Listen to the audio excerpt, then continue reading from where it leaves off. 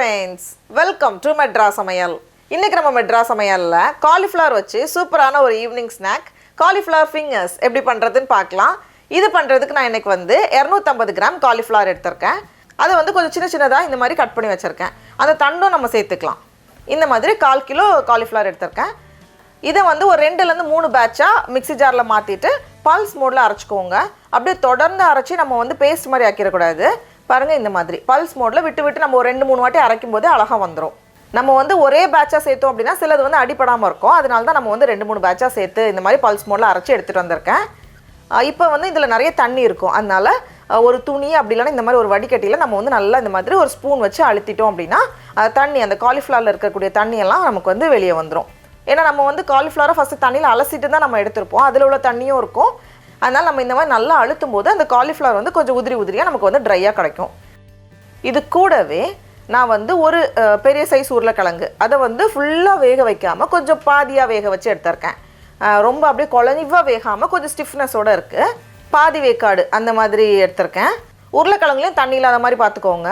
வேக வச்சதுக்கு அப்புறமா அந்த தண்ணியை ஃபுல்லா ட்ரை ஆனதுக்கு அப்புறமா நம்ம வந்து இந்த மாதிரி உள்ள துருவி சேர்க்கணும்.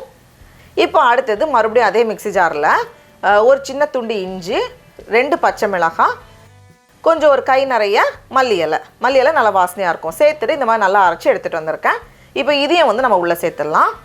கூடவே 2 டேபிள் ஸ்பூன் அளவுக்கு ரொம்ப சின்னதாக நறுக்குன வெங்காயம், அப்புறமா மசாலாக்கு 1 டீஸ்பூன் மிளகாய்த்தூள், இல்லை நம்ம காரத்துக்கு ஏற்ப நம்ம அட்ஜஸ்ட் பண்ணிக்கலாம். கூடவே 1/2 டீஸ்பூன் கரம் மசாலா, கூடவே எல்லாத்தையும் சேர்த்து பைண்ட் பண்ணுறதுக்காக 3 டேபிள் ஸ்பூன் அளவுக்கு மைதா மாவு சேர்த்துக்கோங்க.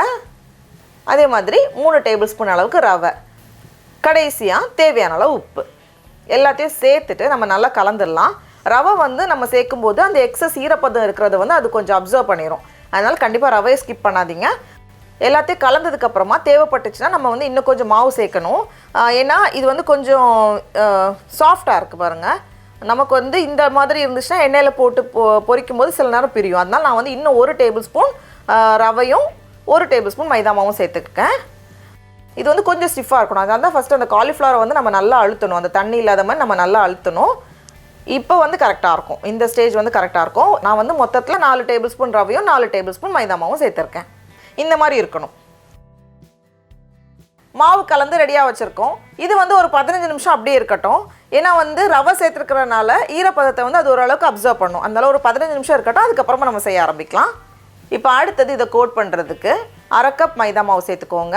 கூடவே தண்ணி 1/2 கப்பை விட கொஞ்சம் அதிகமாக நமக்கு தண்ணி தேவைப்படும். கொஞ்சமாக உப்பு, கொஞ்சமாக மிளகு எல்லாத்தையும் சேர்த்துட்டு நம்ம கலந்து விடுறப்போ ரொம்ப தண்ணியாக இருக்கக்கூடாது, கொஞ்சம் செமி திக்காக இருக்கணும். அதனால் ரொம்ப கெட்டியாகவும் இருக்கக்கூடாது. அது வந்து கோட் பண்ணுறதுக்கு கரெக்டாக இருக்கணும். கரெக்டாக இருக்குது.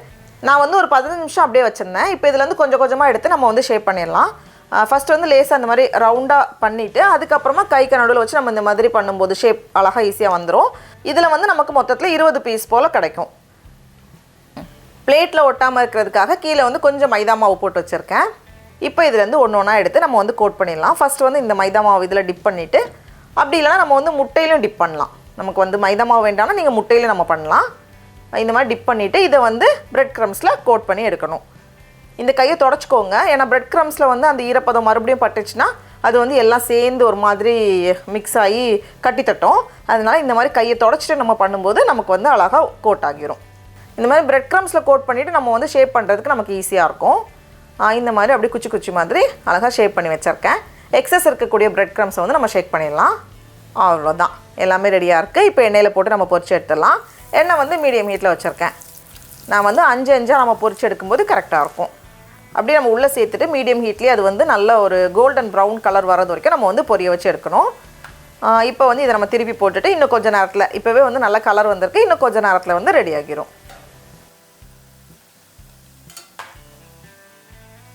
இப்போ நம்மளோட காலிஃப்ளவர் ஃபிங்கர்ஸ்லாம் சூப்பராக ரெடியாக இருக்குது.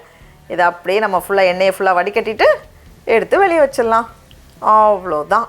ப்ளெயினாக சாப்பிட்றத விட நமக்கு வந்து கெச்சப் வச்சு சாப்பிடும்போது நல்லாயிருக்கும். டடா, நம்மளோட காலிஃப்ளவர் ஃபிங்கர்ஸ்லாம் சூப்பராக ரெடியாக இருக்குது. இப்போ நம்ம டேஸ்ட் பண்ணி பார்க்கலாமா? ரொம்ப ரொம்ப நல்லாயிருக்கு.